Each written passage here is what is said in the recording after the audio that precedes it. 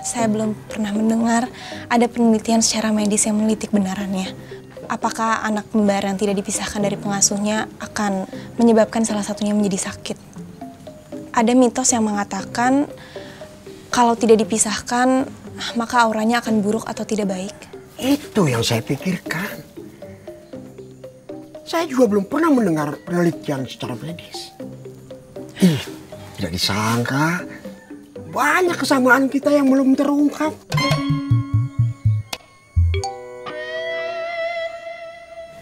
Tapi masih ada orang yang percaya mitos itu ya Bu Dokter? Banyak Pak Ustadz. Salah satunya seperti Juni yang seperti Pak Ustadz ceritakan tadi. Oh iya, ampun Juni ini. Bikin riwa. Anak-anak kembar dipisahkan, atau maksud saya dipisahkan pengasuhannya. Ini dari sisi psikologi sebenarnya kurang baik. Karena anak kembar memiliki kedekatan atau keintiman yang berbeda dari saudara lain yang tidak kembar. Apabila dipisah, ditakutkan akan berpengaruh pada psikologis mereka. Juga dikhawatirkan akan menimbulkan kecemburuan ketika dewasa nanti. Karena anak yang dipisahkan dari orang tua kandungnya merasa terbuang. Persis. Bu Dokter masih ingat kan kalau saya pernah belajar psikologi di Yunani? Saya juga mau bicara seperti itu. Secara psikologis itu tidak baik untuk perkembangan anak. Iya Pak Ustadz. Pak Ustadz pastinya lebih mengerti daripada saya. Allah, ini bukan masalah lebih mengerti. Tapi ini masalahnya lebih enak untuk berdiskusi ya. Berat Adun. Dengerin nih. Ini diskusi ilmu pengetahuan tingkat tinggi ya. Ya, kelak-klik tingkat internasional. Saling menerima dan saling memahami. Bukan jadi debat kusir yang akhirnya jadi tantang-menantang. Bukan, sombong itu namanya. Nah, kamu lihat ini.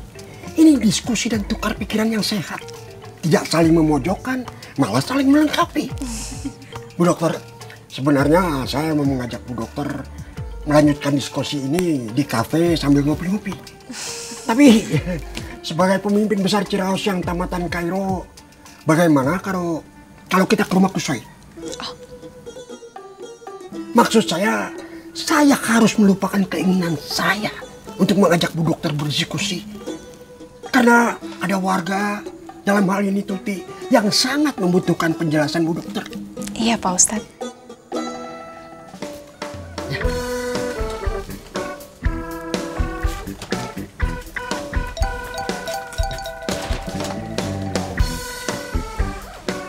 Rawat Adun. Siap Ustaz RW. Saya mau ke rumah Kusoi dulu. Kalian jangan kemana-mana. Siap Ustaz RW. Kalau Neni sama Pedro datang, ya sampai gini hari belum datang juga dia. Suruh tunggu ya. Siap Ustaz RW.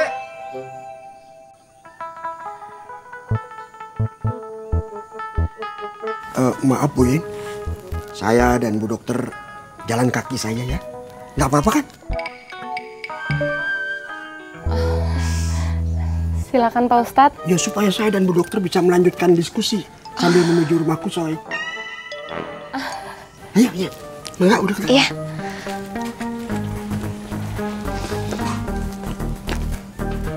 Assalamualaikum. Waalaikumsalam. Assalamualaikum. Waalaikumsalam. Hansip, Assalamualaikum. Waalaikumsalam.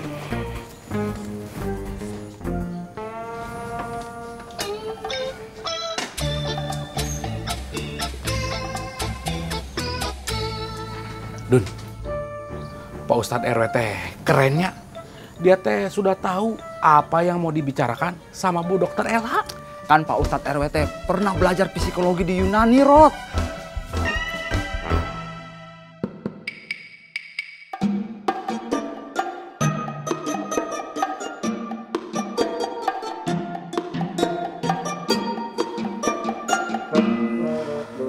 Rusli sengaja ini. Pasti dia tidak cari orang itu.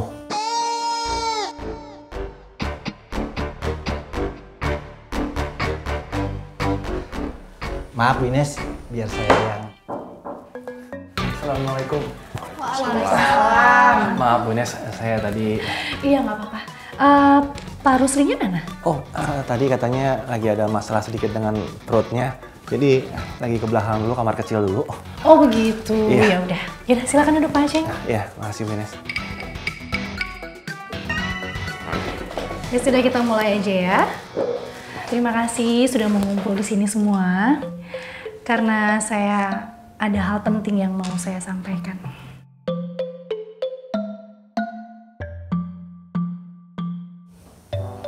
Dipecat ini. Pak Noib, Iya maaf Ines. Emang enak.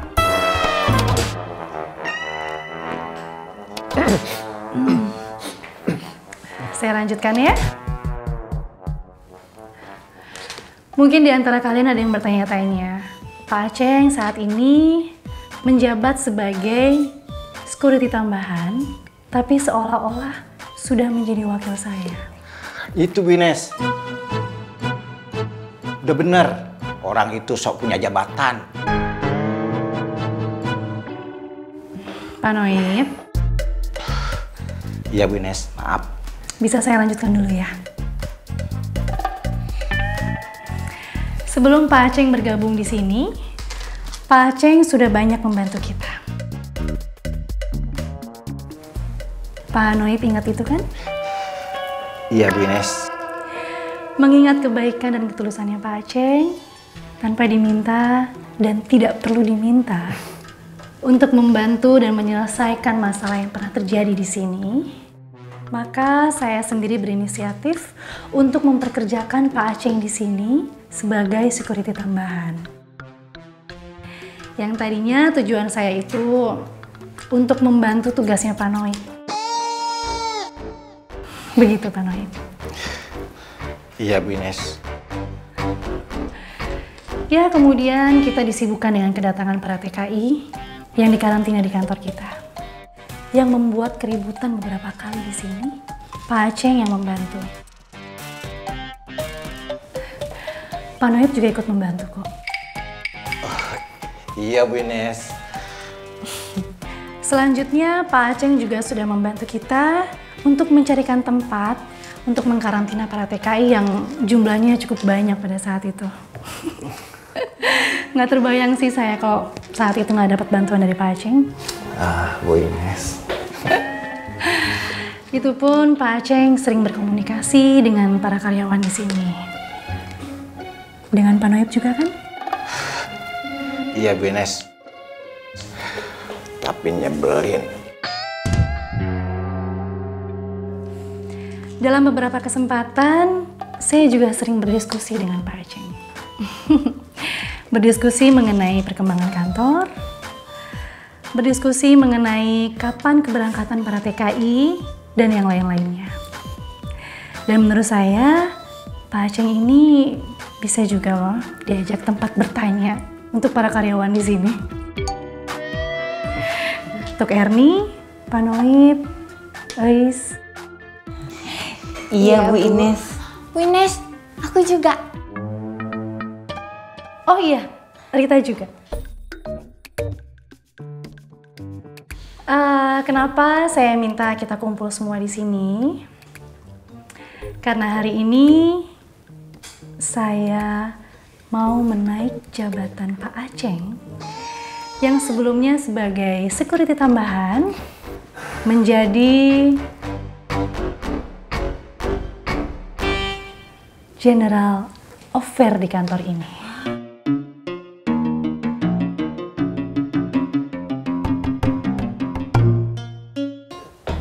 Saya jadi General Affair, Bu Ines.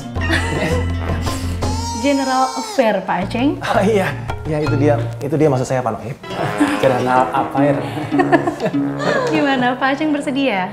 Iya, saya pasti bersedia tuh Bu Ines. Pasti. Terima kasih. Secara tidak langsung Pak Aceng ini menjadi wakil saya loh.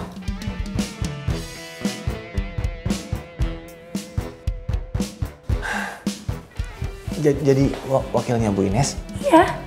Tapi tetap jadi GA ya, General Affair. Siap, General Affair. General Affair. Iya itu dia. Salah satu tugas Pak Aceng adalah melakukan pengelolaan dan pengawasan karyawan.